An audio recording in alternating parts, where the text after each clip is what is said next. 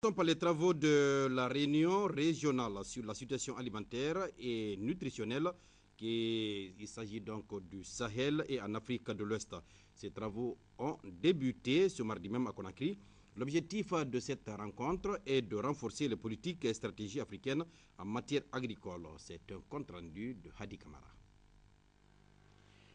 La concertation régionale sur la situation alimentaire et nutritionnelle qui se tient à Conakry est voulue ici par les nouvelles autorités du pays qui entendent offrir un coup de pouce important au secteur agricole en vue d'assurer la sécurité alimentaire au sein de la population, car la Guinée possède d'immenses potentialités agricoles qui devraient garantir la sécurité alimentaire de la sous-région ouest-africaine. Occasion pour le secrétaire exécutif du CILS de magnifier le sol guinéen avant d'annoncer les démarches entreprises par son institution dans le cadre de financement de certains programmes destinés à renforcer la sécurité alimentaire en Afrique de l'Ouest. Je me réjouis particulièrement de me retrouver en Guinée, véritable grenier de l'Afrique, dont les potentialités agricoles sont telles que ce pays peut nourrir toute l'Afrique de l'Ouest.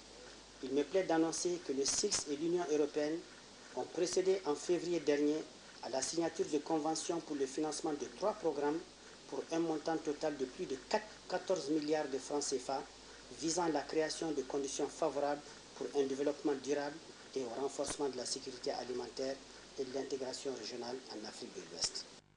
Le CILS, entendé Comité interétat de lutte contre la sécheresse dans le Sahel, accélère et renforce déjà le processus d'intégration des pays côtiers dans le dispositif de prévention et de gestion des crises alimentaires qu'il a mis en place depuis plus de 2 décennies. Véritable engagement à faire du secteur agricole le levier du développement de nos pays, ce qui a amené le ministre de l'Agriculture, Jean-Marc Teliano, à identifier les actions de son département, actions susceptibles de soutenir les populations les plus touchées par l'insécurité alimentaire.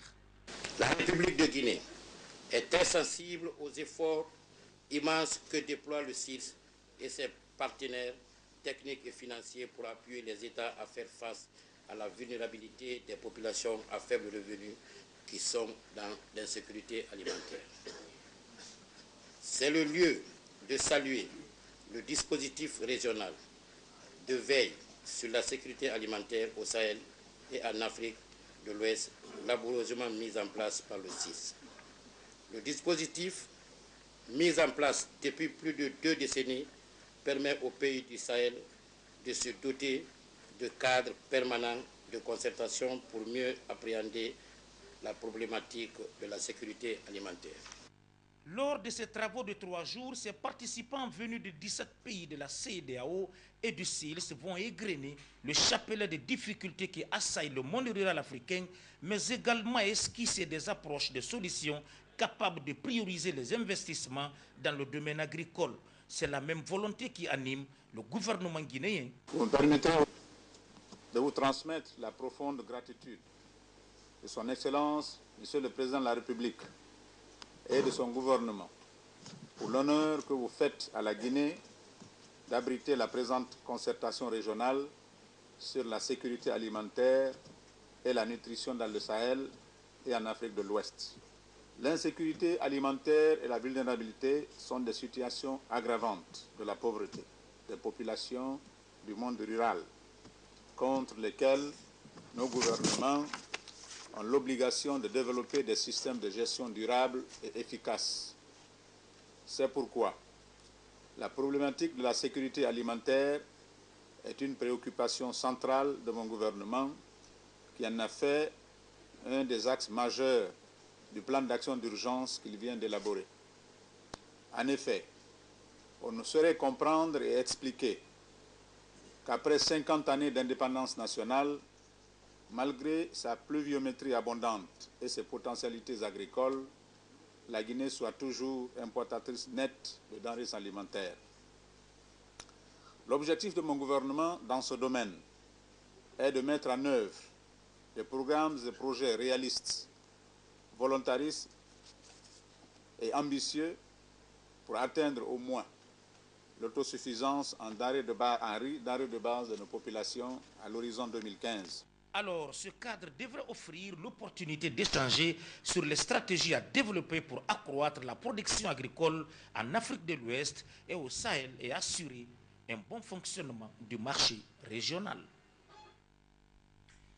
Nous allons nous rendre à présent au CNT où s'est tenue en début de semaine une session plénière extraordinaire.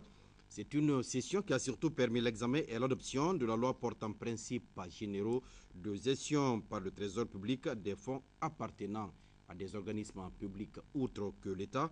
L'adoption de cette loi vient combler un vide juridique qui résistait dans la gestion de nos économies. Le compte-rendu de François Lama.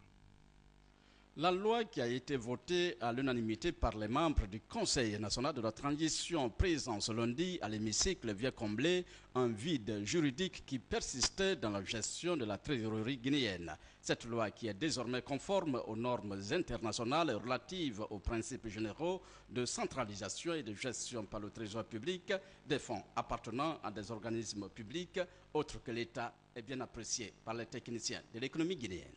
Depuis l'avènement de la Troisième République, le président de la République, le professeur Alpha Condé, ne cesse de parler de l'assainissement des finances publiques en général. Et ce projet de texte de loi, justement, rentre dans ce cadre, parce que ça doit nous permettre de respecter le principe d'unité de trésorerie. C'est comme ça que ça se passe partout d'ailleurs. Ça va permettre à l'État, au lieu de recourir systématiquement aux emprunts bancaires pour financer ses déficits temporaires de trésorerie et supporter des charges financières importantes, il va désormais disposer d'un volant de trésorerie qui sera constitué par les disponibilités de ces organismes publics qu'on appelle communément les correspondants du Trésor. Et justement, en adoptant une telle loi, le CNT entend accompagner les nouvelles autorités dans l'atteinte du changement souhaité. Je voudrais assurer à M. le ministre et pour qu'il soit notre parole auprès de M. le Premier ministre de notre disponibilité à pouvoir travailler la main dans la main avec le gouvernement. Avec ces systèmes-là que le président voudrait, certainement qu'il y aura un contrôle, certainement qu'il y aura une sécurisation de nos biens. Nous saluons l'ensemble des députés pour leur hauteur de vue, pour leur disponibilité totale et sans faille à défendre vaille que vaille, mais avec victoire, tous les projets de développement nationaux. Cette loi qui vient d'être adoptée comporte 7 articles. Elle dispose en son article 1er que la présente loi fixe les principes d'unité, de centralisation et de gestion par le Trésor public des fonds publics appartenant aux organismes ou établissements publics. En son article 6, elle précise qu'un décret du président de la République fixera les modalités d'application de la présente loi adoptée. Le forum initié par le CNC, Conseil national de la communication, a clos ses travaux ici à Conakry. La rencontre a mobilisé des professionnels des médias, les cadres du ministère de la Justice, ainsi que les représentants des forces de défense et de sécurité. L'objectif, c'est pour renforcer le partenariat du CNC avec les médias de notre pays, conforter l'esprit d'équipe et de confraternité entre tous les journalistes. Il a été question surtout du respect de l'éthique et de la déontologie de l'information. Le compte-rendu de Foudé Camara. Après ces 3 jours de fructueux échanges, le Conseil national de la communication a tenu sa promesse, marquer les 20 ans de liberté de la presse en réunissant la grande famille des professionnels des médias autour du thème « Médias guinéens face au défi du changement ». Ceci afin de faire d'une pierre 2 coups, rappeler la mission du CNC et de la justice dans le renforcement de la liberté de la presse et de l'état de droit et conforter les relations entre les médias et les forces de défense et de sécurité. J'espère que désormais, entre journalistes et forces de défense et de sécurité, tout se passera bien, on se comprendra parce que professionnellement, chacun a su où il doit s'arrêter. Je dois dire que c'est un colloque qui a été très instructif. Il faut rappeler d'abord que c'est un colloque qui se tient à un moment où la Guinée vient de se doter d'une loi sur la liberté de la presse, une loi assez innovante sur bien des plans en matière de protection de la liberté de la presse et des journalistes. Et c'est une loi que nous trouvons assez protectrice par rapport à l'ancienne loi, celle de 1991. Mais il faut reconnaître aussi qu'au cours des débats, il a été constaté que les journalistes, dans la plupart du temps, ignorent le contenu de cette loi. Depuis 20 ans, la loi sur la liberté de la presse a été promulguée. Une maturité qui devrait se conjuguer avec plus de responsabilités pour que les journalistes soient plus performants dans l'exercice de leur profession. La composition des participants que vous êtes était représentative de la cartographie des producteurs et des usagers de contenus que produisent les professionnels de l'information et des acteurs de la communication de notre pays. Les différents états des lieux que vous avez faits ont montré que quelque part, il fallait bien initier cette rencontre, ce cycle d'échange pour une meilleure compréhension de la mission des uns et des autres. Ce forum médiatique pluriel qui s'achève aura permis de faire connaître la mission du CNC et de développer l'esprit de confraternité entre les journalistes et surtout de cultiver au niveau des professionnels des médias la nécessité de respecter scrupuleusement l'éthique et la déontologie du journalisme. Ceci pour réussir le processus de démocratisation, car pour assurer la cohésion sociale et amorcer le développement d'un pays, les médias sont incontournables. Le ministre de l'Information était récemment en tournée dans la région de la Guinée forestière. Arrivé dans la préfecture de Zérékoré, le ministre Driss Dialé Doré a animé un point de presse au centre de formation professionnelle de Zérékoré. Cela, c'est naturellement à la demande des élèves, étudiants et corps enseignants de la dite préfecture.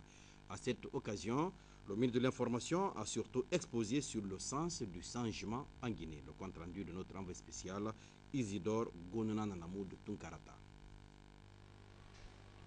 C'est par un bref aperçu sur la Guinée d'avant l'élection du professeur Alpha Condé à la magistrature suprême que le ministre de l'Information a introduit son point de presse sur le sens du changement en Guinée. À propos, Driss Dialé Doré a pointé du doigt la mauvaise gouvernance et ses accessoires que sont la corruption, l'impunité, la gabegie, l'aggravation de la pauvreté, sans oublier le manque d'eau, d'électricité, d'infrastructures routières et sanitaires. Bref, un tableau sombre de la Guinée.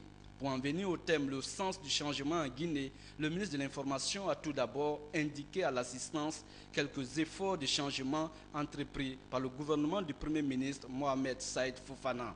Au nombre de ces efforts, Driss Dialé Doré note des passages la suppression de l'impôt, la reprise en main de la sécurité, la suppression des barrages routiers, l'assainissement du fichier de la fonction publique, la moralisation de la gestion des finances publiques, la subvention du riz et du carburant, la création du fonds de solidarité aux femmes et à l'emploi jeune. Pour définir le changement, Driss Dialé Doré a souligné. Il faut que nous réamenions notre morale. Il nous faut un réarmement. Il faut que chacun de nous se dise, mais on peut changer la Guinée quand même. Mais qu'on ne dise pas que non, quand je tourne, je ne vois pas vraiment de quel côté la Guinée va changer. Non, la Guinée est en train de changer, elle changera par chacun de nous. Quand chacun de nous va dire, mais est-ce que ce que je suis en train de faire ne va pas aider les corrupteurs? Est-ce que ce que je suis en train de faire ne va pas aller à l'avantage de ceux qui veulent que la Guinée soit divisée?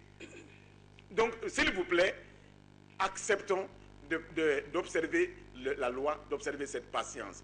Les choses vont changer en Guinée. Elles sont en train déjà de changer en Guinée. Je voudrais compter sur vous. Je voudrais compter sur vous pour que le changement dont nous parlons, que ce changement, vous le viviez au quotidien. À la suite de plusieurs questions portant sur la réconciliation nationale, la corruption dans les écoles et les universités, l'ethnocentrisme et la cherté grandissante des denrées alimentaires qui paralysent au quotidien la vie des populations, le ministre de l'Information a invité les uns et les autres à la patience et surtout à laisser le temps au temps. Pour marquer leur satisfaction vis-à-vis de la démarche du ministre de l'Information, les autorités de Zérékoré ont offert des présents à la délégation du ministre Driss Dialé Doré. Avant de quitter la localité, le ministre de l'Information a fait un tour au Monemba sur l'invitation des responsables de la société minière des Fers de Guinée. Les responsables ont saisi cette occasion pour expliquer à Driss